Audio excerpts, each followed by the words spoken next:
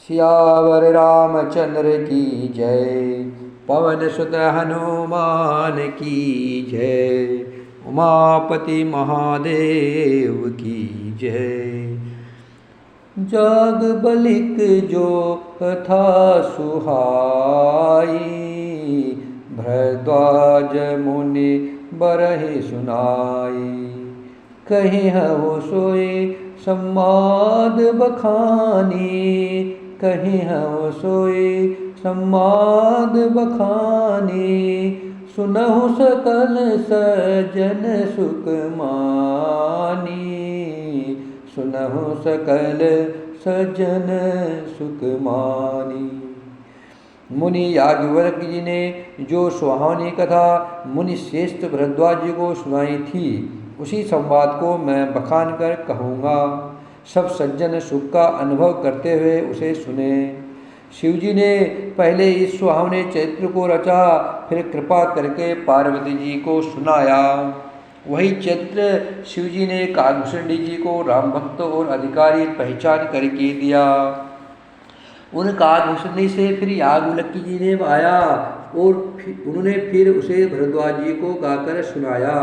वे दोनों वक्ता और श्रोता याज्ञवल्क्य जी और भरद्वाज जी समान शील वाले और समदर्शी है और श्री हरि की लीला को जानते हैं।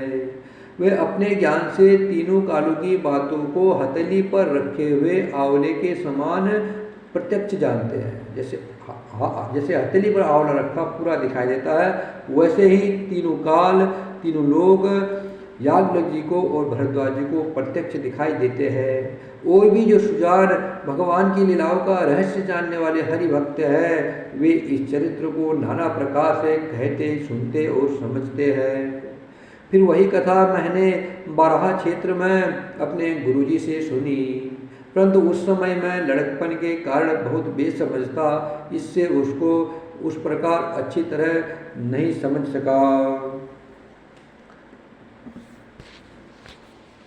श्री राम जी के गूढ़ कथा के वक्ता कहने वाले और श्रोता सुनने वाले दोनों ज्ञान के खजाने और पूरे ज्ञानी होते हैं।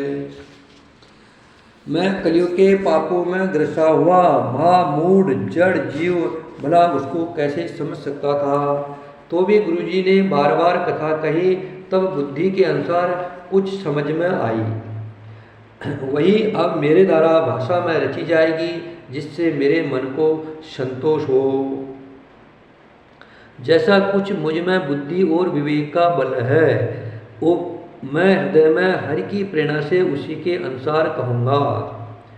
मैं अपने संदेह, अज्ञान और भ्रम को हरने वाली कथा रचता हूँ, जो संसार रूपी नदी के पार करने के लिए नाव है। राम कथा पंडितों को विश्राम देने वाली, सब मनुष्यों को प्रसन्न करने वाली और कलियुग के पापों को नाश करने वाली है। राम कथा कलियुग रूपी साप के लिए मोरनी है और विवेक रूपी अग्नि प्रकट करने के लिए मंथन की जाने वाली लकड़ी है, अर्थात इस कथा से ज्ञान की प्राप्ति होती है। राम कथा कलियुग में सब मनोरथों को पूर्ण करने वाली कामधेनु गाय है और सज्जनों के लिए सुंदर संजीवनी जड़ी है।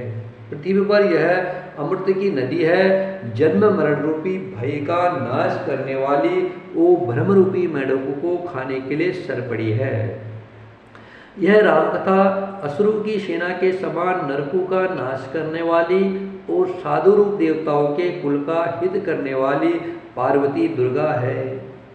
यह संत समाज रूपी क्षीर समुद्र के लिए लक्ष्मी के समान है और संपूर्ण विश्व का भार उठाने में अचल पृथ्वी के समान है। यमदूतों के मुख पर कालिक लगाने के लिए यह जगत में यमुना जी के समान है और जीवों को मुक्ति देने के लिए मानो काशी ही है। यह श्री राम जी को पवित्र तुलसी के समान प्रिय है और तुलसीदास के लिए तुलसीदास जी माता के समान हृदय से हित करने वाली है। यह राम कथा शिव जी को नर्मदा जी के समान प्यारी है। यह सब सिद्धियों की तथा सुख संपत्ति की राशि है। सद्गुण रूपी देवताओं के उत्पन्न और पालन पोषण करने के लिए माता अदिति के समान है। श्री रघुनाथ जी की भक्ति और प्रेम की परम सीमा सी है। तुलसीदास जी कहते हैं कि राम कथा मंदाकिनी नदी है, सुंदर निर्मल चित्रकूट है और सुंदर स्नेही वन है जिसमें श्री राम जी विहार करते हैं। राम कथा मंदाकिनी चित्रकूट चित चारु, तुलसी सुवग स्नेह बना सिय रघुवीर विहारू। श्री रामचंद्र जी का चरित्र सुंदर चिंतामणि है और संतों की सुबुद्धि रूपी स्त्री का सुंदर श्रृंगार है। श्री रामचंद्र जी के गुण समूह जगत का कल्याण करने वाले और मुक्ति धन धर्म और परमधाम के देने वाले हैं। ज्ञान वैराग्य और योग के लिए सद्गुरु है और संसार रूपी भयंकर रोग का नाश करने के लिए देवताओं के वेद अश्विनी कुमार के समान हैं। ये श्री सीताराम जी के प्रेम के उत्पन्न करने के लिए माता पिता है और संपूर्ण व्रत धर्म और नियमों के बीज है। पाप संताप और शोक का नाश करने वाले तथा इसलोक और परलोक के प्रिय पालन करने वाले हैं। विचार ज्ञान रूपी राजा के शूरवीर मंत्री और लोभ रूपी अपार समुद्र के सोखने के लिए अगस्त्य मुनि है। भक्तों के मन रूपी वन में बसने वाले काम क्रोध और कलयुग के पाप रूपी हाथियों के मारने के लिए सिंह के बच्चे हैं। शिव जी के पूज्य और प्रियतम अतिथि है और दरिद्रता रूपी दावानल के बुझाने के लिए कामना पूर्ण करने वाले मेघ है। विषय रूपी सांप का जहर उतारने के लिए मंत्र और महामणि है। ये ललाट पर लिखे हुए कठिनता से मिटने वाले बुरे लेखों मंद प्रारब्ध को मिटा देने वाले हैं। अज्ञान रूपी अंधकार के हरण करने के लिए सूर्य किरणों के समान और सेवक रूपी धार्य के पालन करने में मेघ के समान है। मनोवांछित वस्तु देने में श्रेष्ठ कल्पवृक्ष के समान है और सेवा करने में हरिहर के समान सुलभ और सुख देने वाले हैं। सुकवि रूपी शरद ऋतु के मन रूपी आकाश को सुशोभित करने के लिए तारागढ़ के समान और श्री राम जी के भक्तों के तो जीवन धन ही है। संपूर्ण पुण्यों के फल महान भोगों के समान है। जगत का छल रहित यथार्थ हित करने में साधु संतों के समान है। सेवकों के मन रूपी मान सरोवर के लिए हंस के समान और पवित्र करने में गंगा जी की तरंग मालाओं के समान है। श्री राम जी के गुरु के समूह कुमार्ग कुतर्ग कुचाल और कलियुग के कपट दम्म और पाखंड के जलाने के लिए वैसे ही है जैसे ईंधन के लिए प्रचंड अग्नि। रामचरित्र पूर्णिमा के चंद्रमा की किरणों के समान सभी को सुख देने वाले हैं, परंतु सज्जन रूपी कुमुदिनी और चकोर के चित्त के लिए तो विशेष हितकारी और महान लाभदायक है।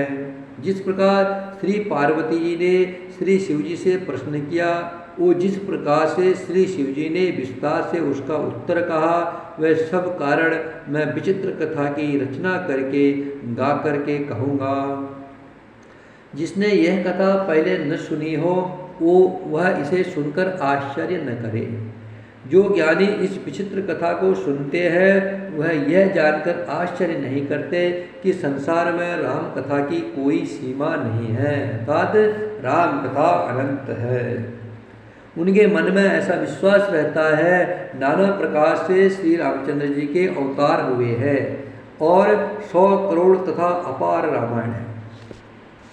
कल्प भेद के अनुसार श्री हरि के सुंदर चरित्र को मुनीश्वरों ने अनेक प्रकार से गाया है। हृदय में ऐसा विचार कर संदेह न कीजिए और आदर सहित प्रेम से इस कथा को सुनिए। श्री रामचंद्र जी अनंत हैं, उनके गुण भी अनंत हैं और उनकी कथाओं का विस्तार भी असीम है। अतएव जिनके विचार निर्मल है वह इस कथा को सुनकर आश्चर्य नहीं मानेंगे। इस प्रकार सब संदेहों को दूर करके और श्री गुरु जी के चरण कमलों की रज को सिर पर धारण करके मैं पुनः हाथ जोड़कर सबकी विनय करता हूँ, जिससे कथा की रचना में कोई दोष स्पर्श न करने पावे। अब मैं आदर पूर्वक श्री शिव जी को सिर नवाकर श्री रामचंद्र जी के गुरु के निर्मल कथा कहता हूँ। श्री हरि के चरणों पर सिर रखकर संमत 1631 में इस कथा का आरंभ करता हूँ।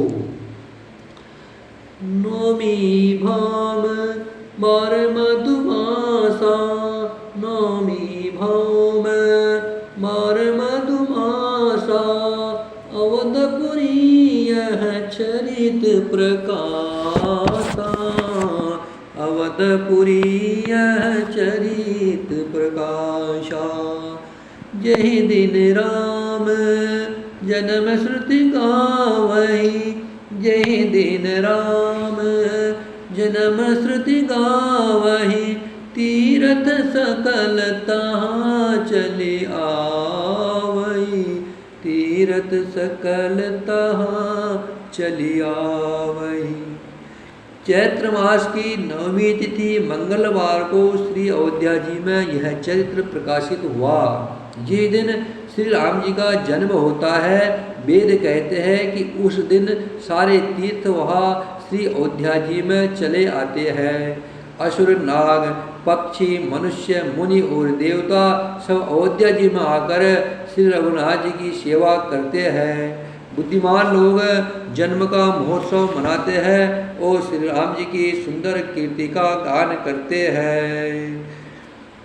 सज्जनों के बहुत से समूह उस दिन श्री सरयू जी के पवित्र जल में स्नान करते हैं और हृदय में सुंदर श्याम शरीर श्री रघुनाथ जी का ध्यान करके उनके नाम का जप करते हैं। सियावर रामचंद्र की जय। श्री राम जय राम जय जय राम, श्री राम जय राम जय जय राम, श्री राम जय राम जय जय राम, श्री राम जय राम जय जय